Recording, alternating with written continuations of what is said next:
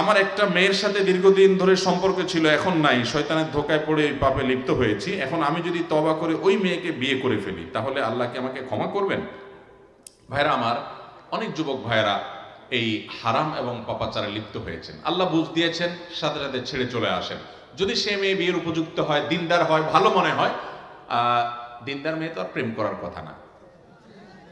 দিনদার মেয়েকে এই 2 নম্বর কাজ করার কথা। কিন্তু তারপরে এমন হতে পারে একসময় সে করেছে, এখন সে দিনের পথে ফিরে আসছে, অথবা এই দিক থেকে তার দুর্বলতা ছিল, অন্য অনেক দিক থেকে মাশাআল্লাহ সে ভালো। তাহলে সব দিক থেকে ভালো হলে পারিবারিকভাবে তাকে বিয়ে শাদী করার উদ্যোগ দেয়, সেটা অবশ্যই প্রশংসনীয় হতে পারে, যদি দিনই কারণে তাকে অগ্রাধিকার দিয়ে আপনি করেন, বিশেষ করে ভালো, এটা হতে পারে। কিন্তু এর কারণে আপনার অটোমেটিক আগের পাপ মাপ হয়ে যাবে, এত সহজ না। আগের পাপ মাপ হওয়ার জন্য আল্লাহর কাছে মাপ চাইতে হবে। কি চাইতে হবে? ক্ষমা চাইতে হবে। আল্লাহ, আমরা ভুল করেছি, মাফ করে দেন। তবে হ্যাঁ, ওই যে যারা এই প্রেম, আমি তো প্রেম শব্দ বলতে আমার ইতস্তত বোধ হয় এই জায়গায়, আমি সব জায়গায় বলি ভাই, এটার নাম কখনো প্রেম হতে পারে না। বিবাহের ঐতিহ্য যে ছেলে মেয়েদের যে ইটিস পিটিস, এটার নাম হলো ভণ্ডামি। এটার কিসের প্রেম নাম দিয়েছেন আপনারা? এত সোজা। প্রেম বা ভালোবাসা যদি বলতে হয়, সেটা স্বামী স্ত্রীর মধ্যে হবে। কার মধ্যে হবে? ইলিগাল এবং অবৈধ সম্পর্ক আবার প্রেম ভালোবাসা হয় কিভাবে? এটা মন্দ বাসা, এটা ভালোবাসা না। ভালোবাসা কোনটা? স্বামীর সাথে স্ত্রীরটা। যাই হোক, যদি কেউ এরকম 2 নম্বর কোন সম্পর্কে জড়ায় পড়ে, যেটাকে আপনারা প্রেম বলেন আর কি, এই 2 নম্বরেতে যদি কেউ জড়ায় পড়ে, জড়ায় পড়ার পরে বেশিরভাগ ক্ষেত্রে দেখা যায়, ওই যে ভণ্ডামি কেন বলছি, বেশিরভাগ হলো টাইম পাস। যুবকরা বদমাইশি করা, ফষ্টি নষ্টি করা তাদের ধান্দা, আর মেয়েগুলা অনেকে আছে এখলাসের সাথে প্রেম করে। এখলাসের সাথে প্রেম করে মানে কি, ও সত্যি সত্যি হয়তো ভালোবাসছে আর কি, কিন্তু সে বুঝে না ওই পোলা তো বন্ড পুরা, ও তো টাইম পাস করতেছে। ও অনেকগুলার সাথে সম্পর্ক করে, আর এদিকে মাদ্রাসার হুজুররা এসে কানে কানে বলে, হুজুর একটা মাদ্রাসার ভালো দেখে পর্দানসীন মেয়ে দেখবেন আমার জন্য। এদিকে অন্য মেয়েদের সাথে প্রশ্নষ্টি করে।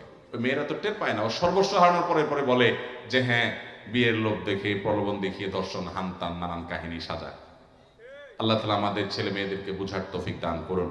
ভাইরা আমার, এই তথাকথিত প্রেম, এই প্রেম নামক গন্ডামের পর কত মেয়েরা নির্যাতিত হয়, কত ছেলেরা ক্ষতিগ্রস্ত হয়, প্রতারিত হয়। এগুলো বেশিরভাগই প্রতারণা। হ্যাঁ, তোমাকে বিয়ে করবো, হান করবো, তান করবো, যে তলে তলে মহিলা মানসার মেয়ে খুঁজে প্রতারণা হলো না? বেশিরভাগই প্রতারণা। যদি কেউ এই প্রতারণা করেছে, এরপরে তওবা করে ফিরে আসছে, আবার তাকে বিয়ে করছে, মন্দের ভালো।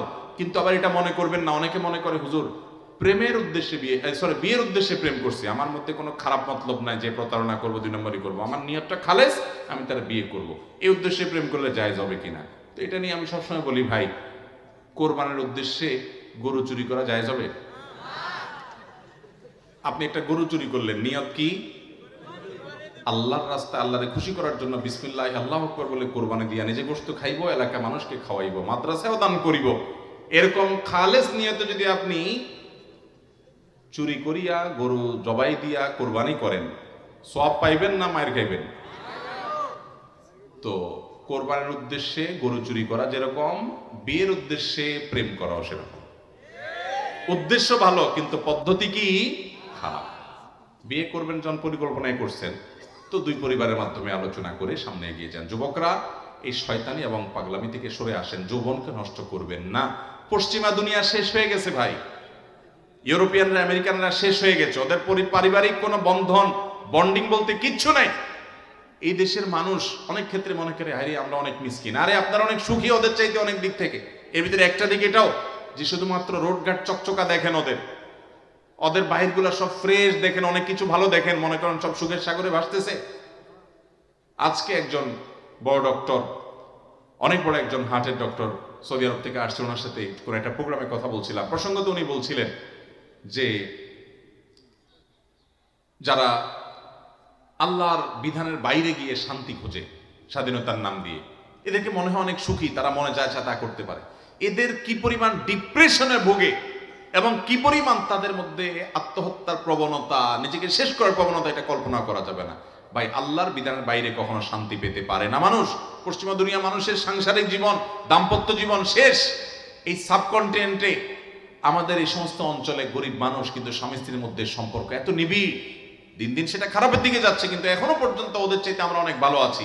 বিবাহ বহির্ভূত সম্পর্ক কখনো মানুষের জীবনের শান্তি আনে না। শান্তি আনতে হলে বৈবাহিক সম্পর্কে তারপরে ভালোবাসা নিবেদন করতে হয়। ভাইরা আমার, বিয়ে যখন হয় পারিবারিকভাবে সামাজিকভাবে, তখন একটা কমিটমেন্ট থাকে, একটা বোঝাপড়া থাকে, একটা দায়বদ্ধতা থাকে।